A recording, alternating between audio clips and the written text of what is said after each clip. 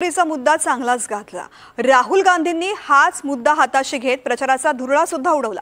मात्र वोट चोरीच्या या मुद्द्यामुळे बिहारमध्ये खरंच काँग्रेसची एंट्री होणार आहे का, काँग्रेसचं पुनरुज्जीवन घडणार आहे का आणि वोट चोरीच्या या मुद्द्यामुळे निवडणुकीवरती काय परिणाम होणार आहे पाहूयात या रिपोर्टच्या माध्यमातून। नमस्ते बिहार के भाइयों और बहनों, आज आपने देखा होगा प्रेस कॉन्फ्रेंस में मैंने बीजेपी की सच्चाई, वोट चोरी की सच्चाई के बारे में बोला।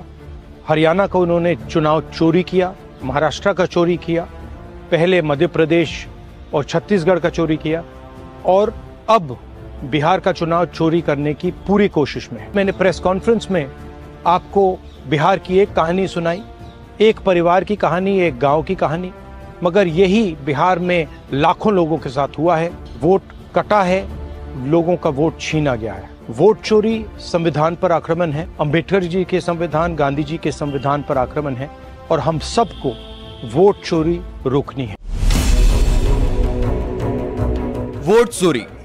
वोट चोरीच्या मुद्द्यामुळे बॅकफूटवर गेलेल्या काँग्रेसला नवं बळ मिळालं। याच मुद्द्यावरून राहुल गांधींनी बिहारच्या जनतेला साथ घातली आहे। विशेष म्हणजे या मोहिमेत थेट भाजप किंवा मोदींना टार्गेट केलेलं नाही, तर निवडणूक आयोगाच्या आडून सरकारवर वोट चोरीचा आरोप केला जातो। बिहारच्या 20 जिल्ह्यांमधून राहुल गांधींनी वोटर अधिकार यात्रा काढली। या यात्रेला प्रतिसाद पाहता बिहारमध्ये काँग्रेसला पुनरुज्जीवनाची संधी मिळू शकते।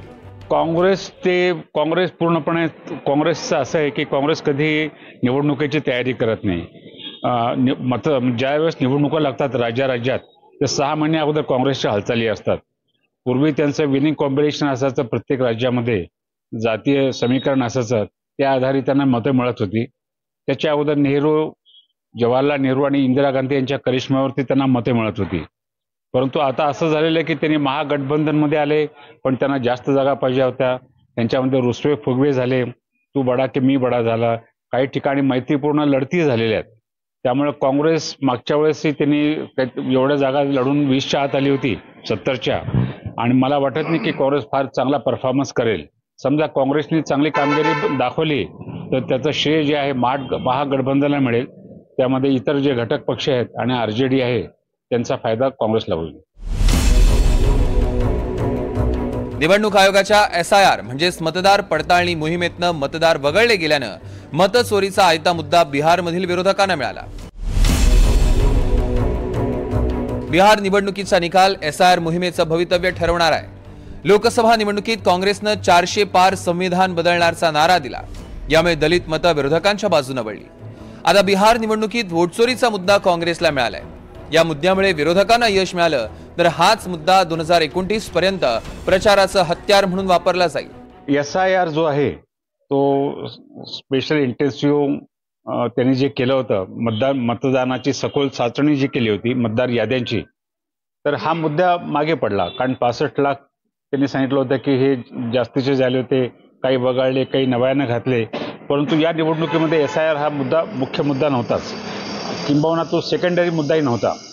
हा मुद्दाच झाला इथे की जे त्यांनी महिलांना 10,000 रुपये दिले, नंतर वृद्ध, विकलांग आणि तरुणांना त्यांनी जे पॅकेजेस दिलेले आहेत, तरुणांना नाही पण वृद्ध, विकलांग आणि इतर घटकांना त्याचा फायदा किती होईल, त्याला आपण म्हणतो की खिरापत वाटणे किंवा रेवडी, तर याचा काय फायदा होईल माहित नाही। पण तो SIR हा मुद्दा नव्हता। आणि तुम्ही दुसरा कुठला होता? निवडणूक आयोग याचं दखल, म्हणजे निवडणूक आयोगाचा प्रेझेन्सच काही नव्हता। म्हणजे दरवेळेस निवडणूक आयोग आचारसंहितेचा भंग केला म्हणून नोटीस पाठवतं, विचारतं, याच्यामध्ये निवडणूक आयोग असून नसल्यासारखा होता। बिहारच्या निवडणुकीत काँग्रेस लहान भावाच्या भूमिकेत आहे। आरजेडीने 143 तर काँग्रेसने 61 जागा लढवल्या, पण राहुल गांधी प्रचाराच्या रणधुमाळीत पूर्ण ताकदीने उतरले। तेजस्वी यादव यांच्यासोबत अनेक रॅलींमध्ये सहभागी झाले। वोट अधिकार यात्रेतनं जास्तीत जास्त लोकांपर्यंत पोहोचण्याचा त्यांनी प्रयत्न केला, पण बिहारच्या जनतेनं राहुल गांधींच्या वोट चोरीच्या मुद्द्याला प्रतिसाद दिलाय का हे येणाऱ्या निकालातूनच स्पष्ट होईल। Bureau report, NDTV Marathi.